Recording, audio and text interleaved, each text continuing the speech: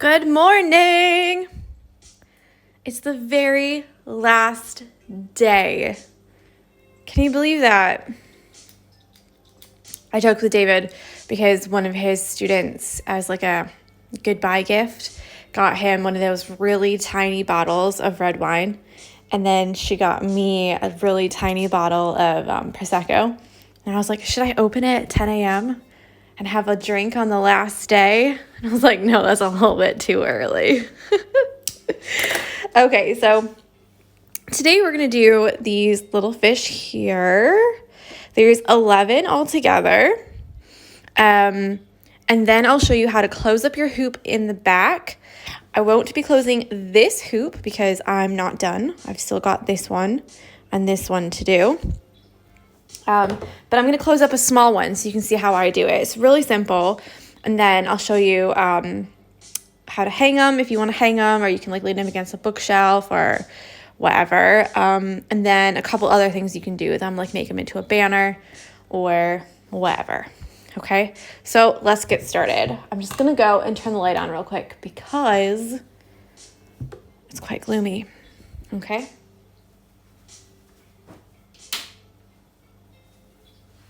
Hopefully that's a little bit better. Okay, so all we're going to use here is 3 stitches, but it's going to be 5 steps all together.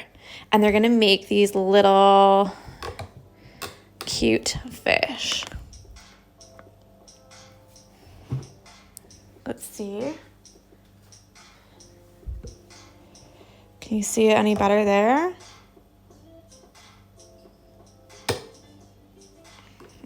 Okay. All right, so I'm going to show you on this scrap one and with a lighter color thread so that you can see all of the steps, and then I'll put the real hoop back on and then we can do the real ones. Okay, so you're going to start with a detached chain stitch. And you want to keep these small because they are small fish. Yeah, so obviously wherever you put your needle up for the very tip of it, that's where how long your fish body is going to be. So we want to have a small fish body. Okay, so we'll do like this. And pull it tight like that. Obviously not too tight, okay? Now this is where you just have to be strategic with your stitches. So for the fish lips, what I've seen for fish lips is they kind of go like this and like that. So for this chain stitch, for this detached chain stitch, we're gonna put our tacking stitch up in the air this way, and then add another straight stitch down to make the lips, okay? So you can make it a little bit longer than you normally would if you'd like. Oh gosh, why do you have to do that? On this one as well. So you've got one up in the air, that way, and then you've got one down here.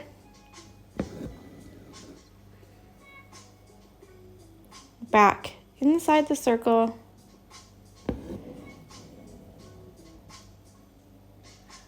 Like that.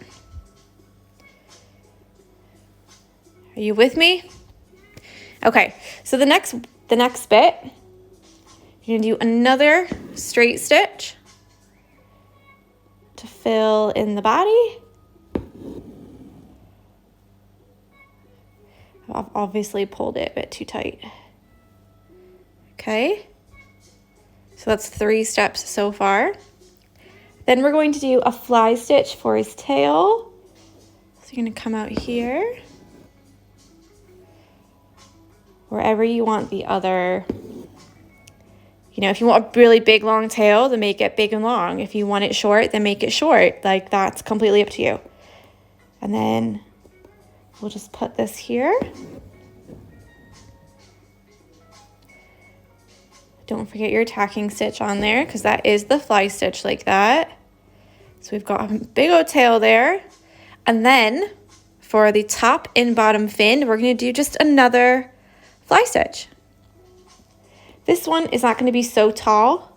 It's going to be closer to the body. And I'm going to attach it closer to his lips.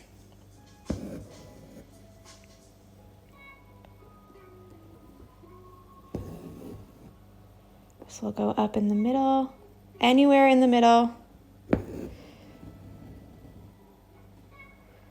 Yeah. And then attach it by his lips. So there it is.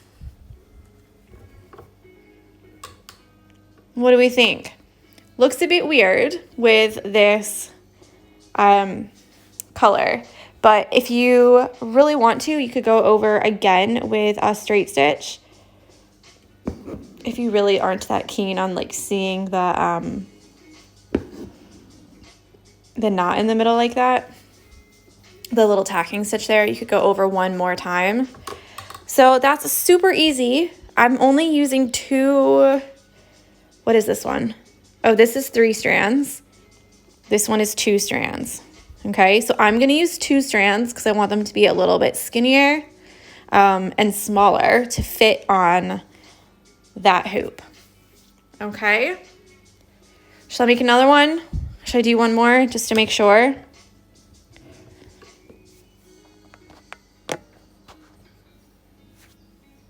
So we've got detached chain stitch,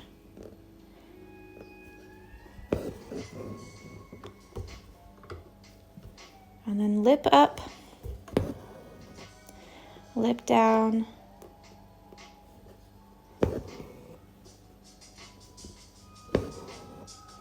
then we have a straight stitch in the middle,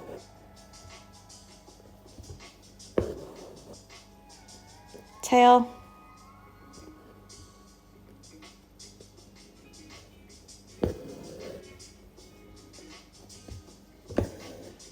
and then fins.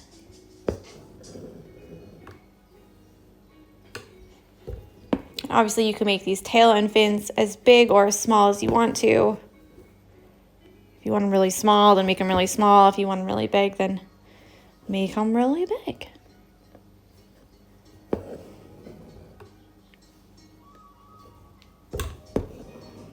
There you go. So we've got 2 little fishes there. Again, if you want to do that straight stitch in the middle over top to cover the 2 knots, you can do that if you want to. There you go. So I'm going to use black. That's why I'm using this lighter color so you can see all the stitches, because the black thread doesn't show up on the camera very well. So let me swap these hoops around.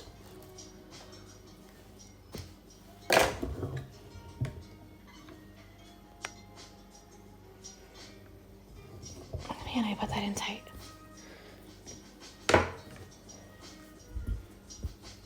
Finally, I got you live. Please say your good morning. I've already said it.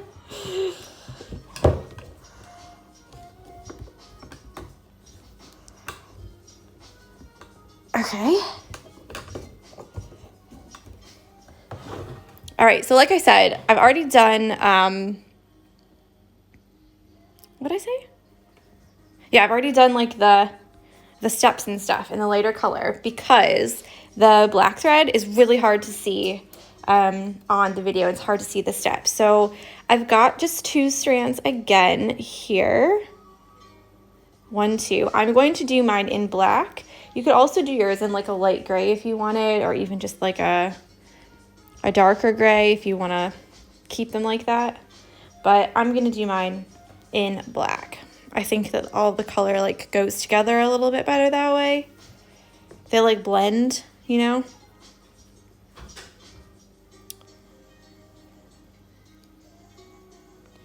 Jessie's gone through this phase of not eating, so we put her food in this like treat ball alligator thing, and now she eats it, but she won't eat it out of the bowl. She just eats it out of the alligator. She's so weird.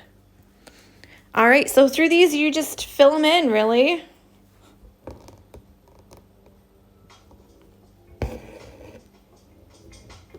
me zoom in so you can actually see what I'm doing if you wanted to have a look.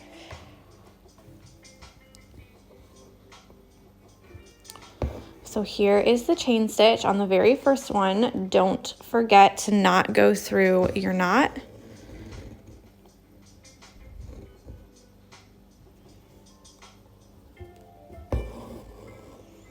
then I'm being a little bit strategic with the lips here.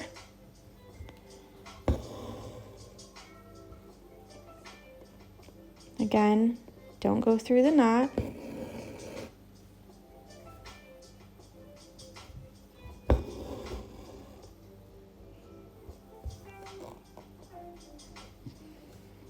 These are super easy though to do.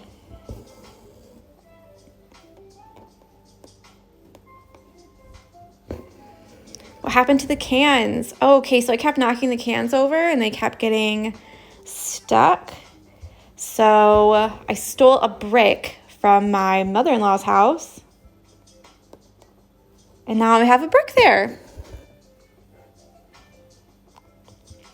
I also take those cans to like markets and stuff when we were allowed to do markets in real life. And other stall holders would be like, oh, is that your lunch? And I'm like, no, these are expired cans from like 4 years ago. So that's not my lunch. Like, they're really old. I'm not going to eat those, no. I think one was like a cream of mushroom or something. And like cream of chicken or something like, I don't know. But they weren't like delicious soups, if you know what I mean. They were just like random expired ones that we had in our pantry. So I was like, oh, well, if we're just gonna like throw them out anyways, then why not just use them as little placeholders? That'll be good. But people were like, oh, that's so clever. You just how are you gonna open it? Like, I'm not. Just to hold my sign up. Oh.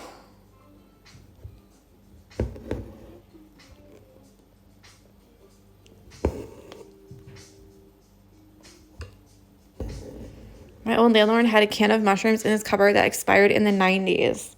Oh my goodness. My mother-in-law apparently, I wasn't there obviously, but when they moved into their house that they've been in now for a really long time, they had to like go through the cabinets and everything because there was a flood in the second floor. My second floor, your first floor, maybe, or my first floor, your second floor. From the second floor to the ground floor, okay, we'll say it like that. And so they had to like redo the cabinets and everything. And I wasn't there for it, but apparently they had stuff from their first house, which they moved out of in 1980. And they had took it from the old house and put it in their new house. And it's been there since now. Like, what?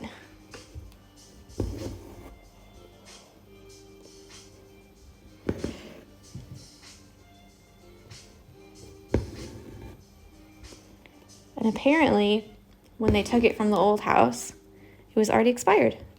So, there you go.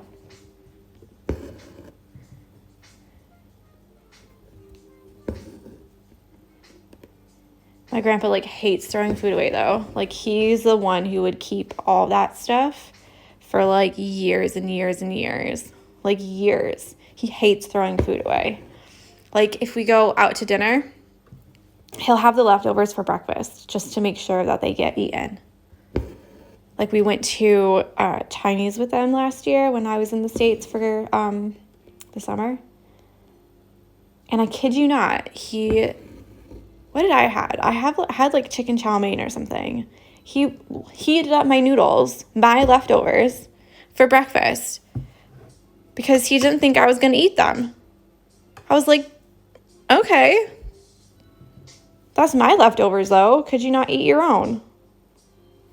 He's like, I don't think you'll eat them, so I'm going to have them for breakfast. Melanie says, my mom's pantry is the worst for expired food. She won't let me throw them out either. I think some of her spices are from my childhood. Oh, my goodness. Parents are so funny, though, like the things that they hold on to.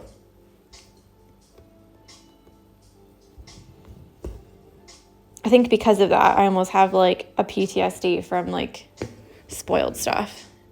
You know, I'm always like, nope, it's expired. Out it goes. I can't be having it.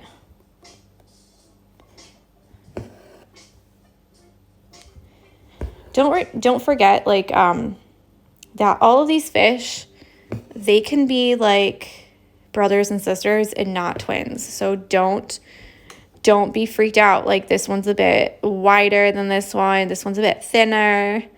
These ones, the fins go way up and down. Like, they could even be cousins, okay? They don't have to be like copy paste. They don't have to be twins of each other. You can have them all be a little bit different, and that's completely fine.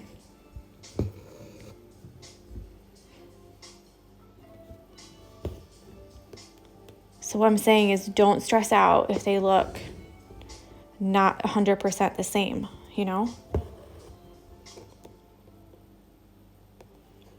It's the same thing that they say about BOOBS. Okay? They can be sisters. They don't have to be twins.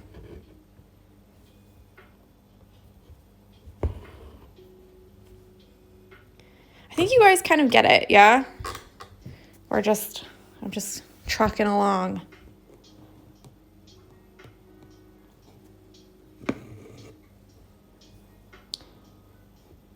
Nefertiti says, living them, never seen like this. Probably because I just made them up last night. I was thinking, how can I do these fish without like satin stitching them completely? Really, I just need the shape. Because I really did not want to satin stitch them. You know, sometimes you're just over it. You're just over certain stitches. You just don't want to do them anymore. As useful as satin stitch is, I will give it to you. It's super useful. Like, if you're going to practice any stitch, like, practice satin stitch, because you can literally use it to fill in anything, you know? A lot of patterns will just do satin stitch just because you can use it, you know? I was like, I'm not doing satin stitch for these. One, they're too freaking small. I'm not doing a back stitch outline because that's too little. What am I going to do? So I thought, let's just do the shapes, see what shapes I can make, what stitches can make those shapes, and then we'll crack on. There we go. So I'm almost out of thread here. I'm just going to flip it over, make a little knot, and then I'll show you what I've got, and then I'll show you how to do the hoops up and everything. So you don't have to watch me do the same thing like 500 times. Just kidding, 11 times, because that's how many there are. Okay, so here we go.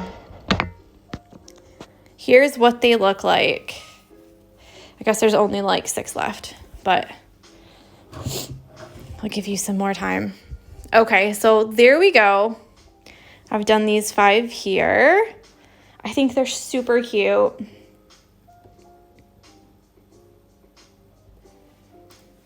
And honestly, like, I get really emotional on the very last day, and I'm sorry, but I cannot wait to see all of your hoops done because they look so good. Like, you have no idea how proud I am of you guys. I did this stitch along one because everyone was saying, oh, it'd be really cool to do coral, and I was like, yeah, okay, but like the details, like, oh, this is gonna be so hard. So I tried to make them simple, and then obviously I just couldn't do that, and then just kept adding more and more and more and more. So I'm sorry if this is your very first stitch along and you're like, Lord Almighty, you made us work for that one, girl. But everyone's done so well. You have no idea how proud of you I am and how grateful, like, to have you here, like, stitch along after stitch along and pattern and kit and like my original hoops. Like, I'm just so thrilled that you guys keep coming back. So I'm gonna leave it at that. Here she is, all done. Nearly all done, because obviously I'm behind, like always. Be sure to tag me, okay? Please, please, please. Whether you finish today or next week or next month or in 2021, tag me in your finished hoops all the time, and I'm always happy to repost because honestly, I'm so proud of you. So I'm going to stop that now because I'm probably going to end up crying. So I'm going to show you how to finish your hoop. Okay. So I've just grabbed this one. This is the little money plant. It's an original that I've made. I've stitched it up myself. There's no pattern for it. I've literally just made it up as I went. And to finish up the back, I do it a very simple way. Some people like to take a piece of felt and cut the felt to the inside hoop size. And then do the first step that I'm going to show you and then put the felt over top. Some people will glue, just cut this really, really short, like this short here, and put some glue on the inside hoop and just push it in like that, and then glue them, and leave it like that. So they just push it in like this all the way around. Obviously cut it really short. Yeah, and then glue it. I come from an art education background, so I don't really like glue in anything. If anything gets on your hoop on the front, you cannot take it out of the hoop if you put the glue on. You also can't do anything else with the hoop if you glue it. So say that you close it all up and then you go, do you know what? That would make a really good patch, or that would make a really good banner.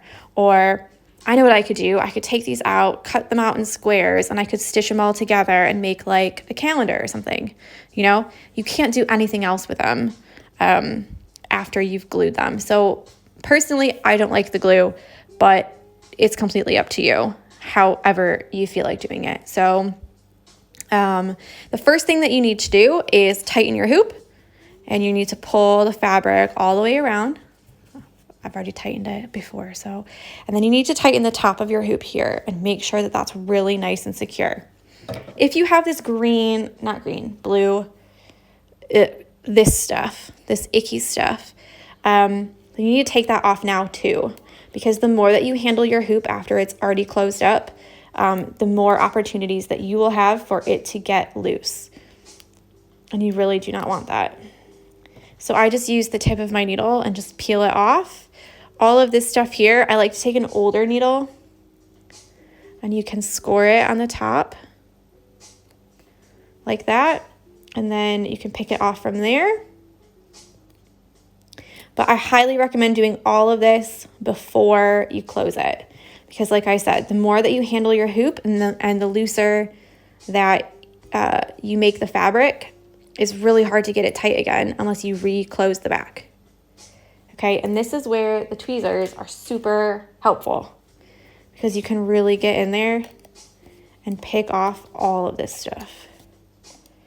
Okay, so normally when I send my hoops out, like my finished original hoops, I'll make sure every little bit of that blue stuff is off. So try that as well, because even just now you can see there's little pieces and it makes it look not as nice. Okay, so the next step is you're gonna tidy up these edges here. And how I do that, it's not, I always say this, it's not scientific. There's not any kind of like measure 1.75 centimeters on all sides. No, I don't do that. All I do is look for the shortest bit, okay? And I just try and cut all the rest of it that short and trim off these extra fraying edges, because we've been working on this hoop for an entire month. So your edges are probably gonna look like this. You can also use pinking shears to cut these. I do have pinking shears, but I got them from my mother-in-law, and I swear to God, she bought them in like 1970. They're so dull. They do not cut fabric or paper. So I do have a pair, but I'm not going to use them. But if you do have the pinking shears, all they are scissors, and they have a zigzaggy edge on them.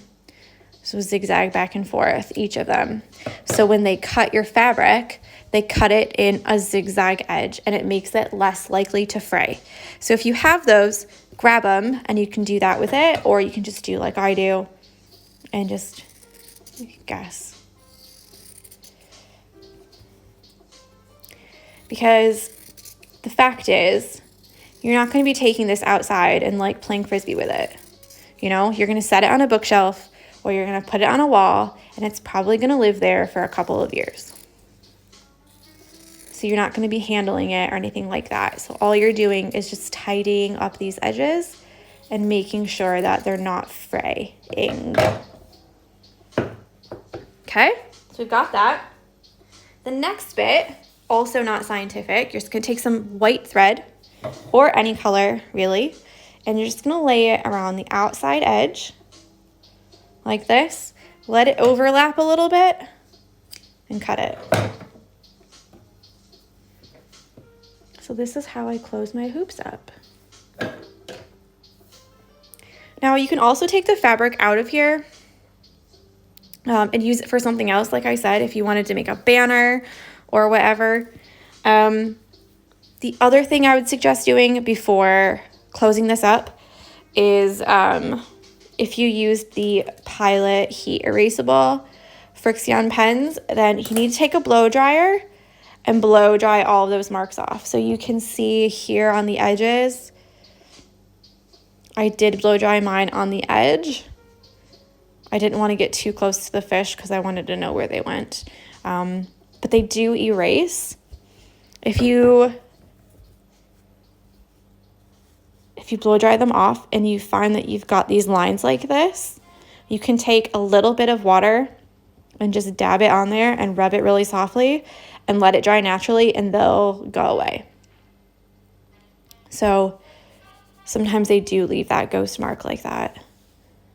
But you should be fine. If you used a water erasable pen, take the fabric out of the hoop, so it's just fabric, and get it wet, like really saturated wet, and then lay it out to dry naturally. So you want to use cold water.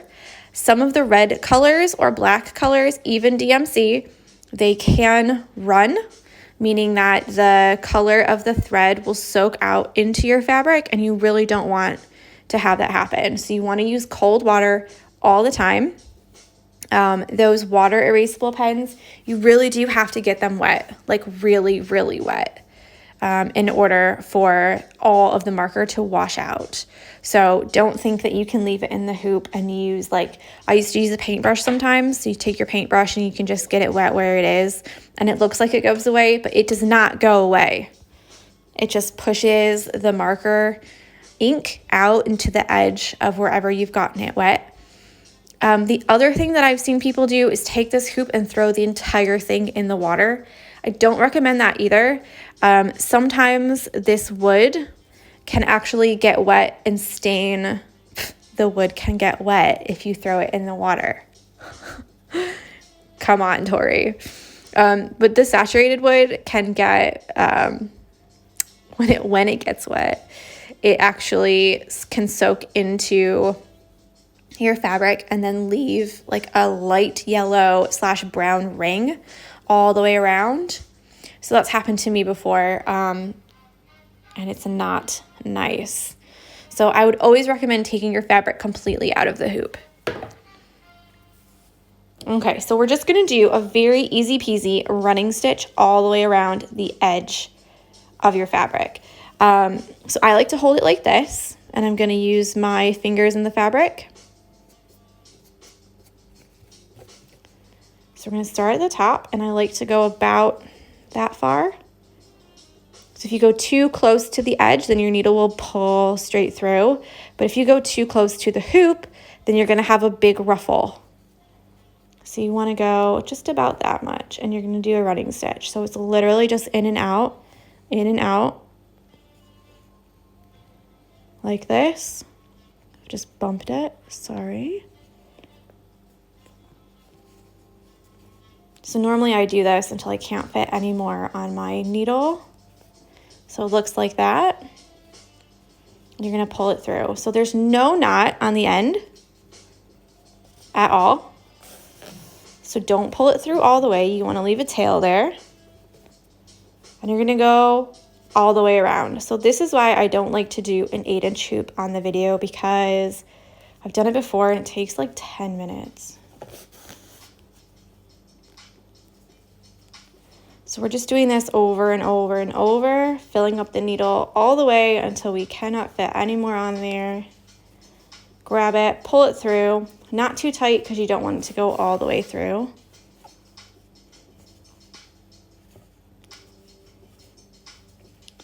Now I do know a lot of people will do it this way. And then later, like I said, with the felt. Sorry, I felt like my nose was going to drip. And I swear to God, that's one of like my biggest fears on this. Is you just seeing like a piece of snot fall down onto our project and being like, ew. Tori, get a hold of yourself. I don't know what it is, but like when it's warm and humid in the daytime and then cold at nighttime, I always get a runny nose.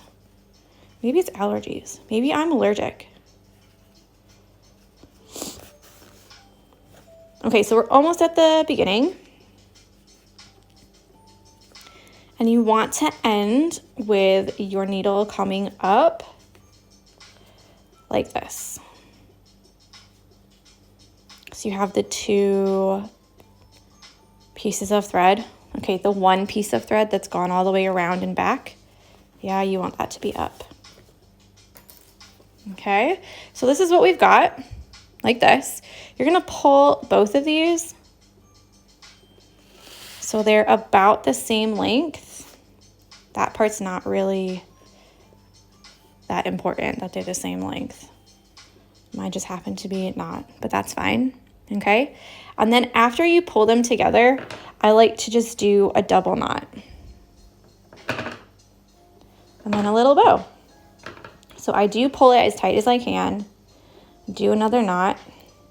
This is where you have to be careful because sometimes you will be able to snap your thread by pulling it. It is just 100% cotton thread.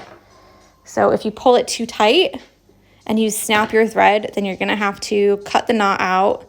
Hope to God that one end stayed longer.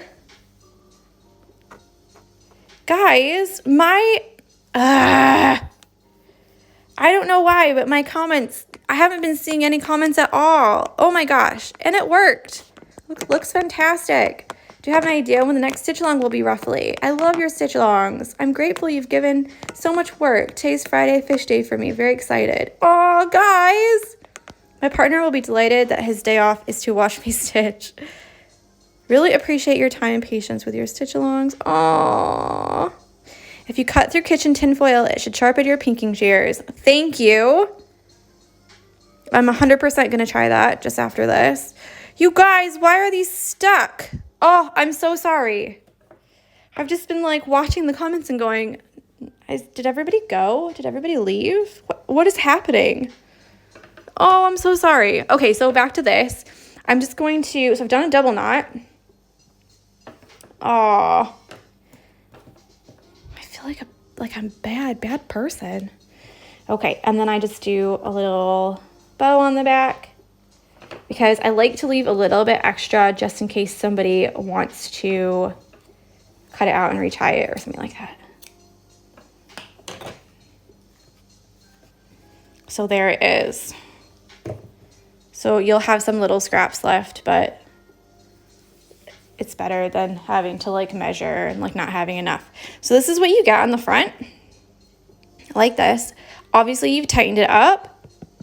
It has a nice drum sound, and then the back looks like this. Now, like I said with the felt, some people will take a small circle of felt and they'll use a little blanket stitch and stitch it into just this edge of the fabric here to cover that up. I don't mind having this circle here because I quite like it when people can see all the threads on the back.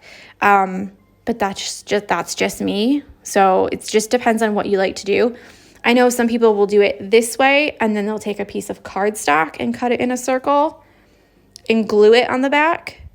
That's fine too if that's what you like. Do what you like, okay? I quite like this way. I think it looks really neat and tidy in the end. And yeah, and then if you ever want to take it out of this hoop and do something else with it, because I'm a Libra and I'm super indecisive, I'm not gonna lie. So I might decide, in a year, actually, I've got a different idea for all these little plants. I could do something else with them.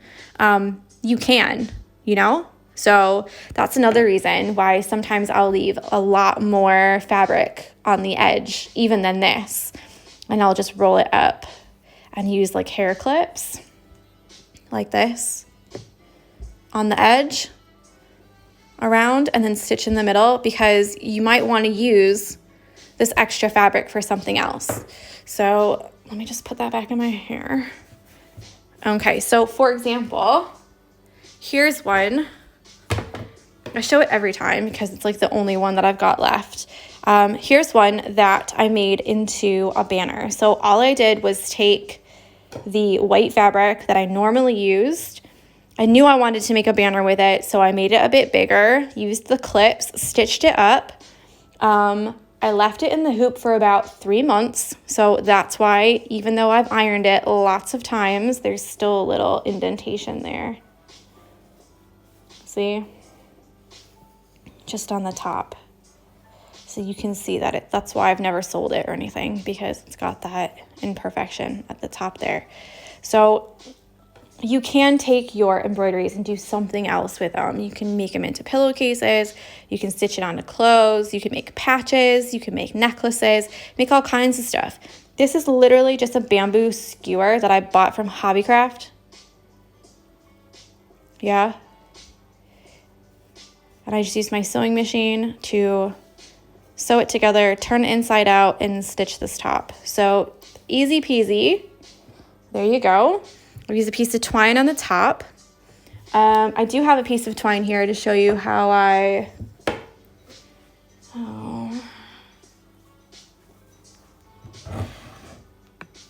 there it is. How I like to put them through. So some people like to do it like this, especially for like Christmas ornaments and things. Yeah, like that. But I find that if you put it on a branch, if you put it on a branch like that, then your ornament will hang sideways, or your hoop will hang sideways if you've like got it hanging somewhere. So I found the best way for me to do them is make a little knot on the end and push this all the way up. Yeah, and then take this loop here and put it through the hole.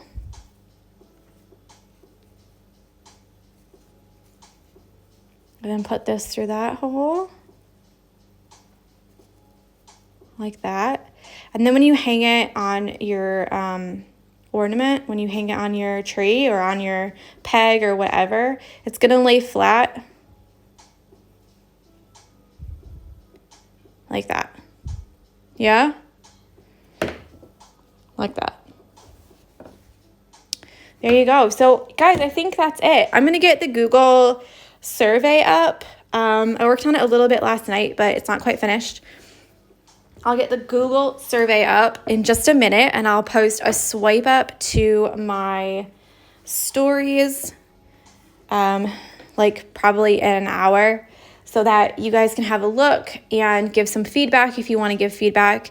Again, it's completely anonymous, so don't feel like, oh, I have to be nice. Like, tell me what you really think. I promise. I'll only cry a little bit. I'm just kidding. I won't. All of your feedback is super important, and I take it really seriously. So I do try to like make, changes if I can. Okay. So I think that's it for me. Continue to comment on other people's hoops. I know that it really does mean a lot. I'll still be around. You can still message. Please still tag me at the Barmy Fox. Make sure there's the line underneath of it, or else I won't see them. If you're private, I won't see them, so you might have to DM me a picture if you want to share. And yeah, I think that's it. Google survey, I've talked about that. I'm just thinking, is there anything else that I normally talk about that I haven't said? I don't think so. Guys, I think that's it. I really think that's it. Oh my gosh. I'm feeling emotional. So my Life in the UK test is August 11th. So I'm going to be studying for that. And then I'll probably try and do the stitch along like after that sometime because the test is at 10. So I don't really want to make another one before that and then have to like skip a day or something like that. So look out for another stitch along maybe after the 11th, maybe the week after that. And we'll do something for August that's still, you know, not quite fall yet. I know a lot of people were like, no, please don't do fall. But yeah, look for another stitch along there around then. And yeah, it's like probably the last one before I apply for my visa, which is going to be like 3,000 pounds. So, yeah, that'll be a good, a nice dent in the bank, eh?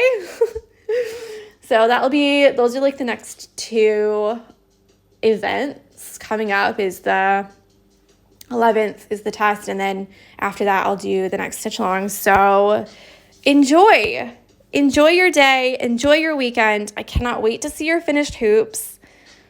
Sending lots of love to you all, and I'll miss you guys. Okay? All right, I have to go before I start crying. All right, I'll talk with you later.